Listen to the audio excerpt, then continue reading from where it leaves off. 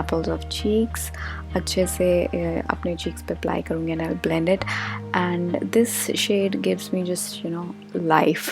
So that's why I use this shade. And I also apply some of the blush to my nose just to get that really nice winter flushed and blushed look. Yeah, so you can see how much difference it made.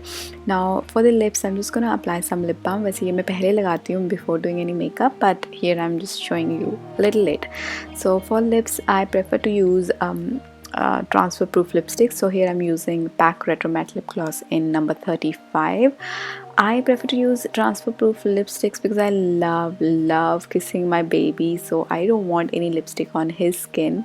That's why I use transfer proof lipsticks, and this is a really good option for that.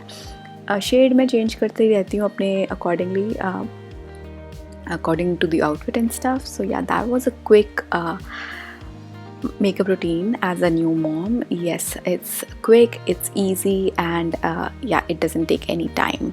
So this is how I do my makeup, and this is my baby, and I love kissing him.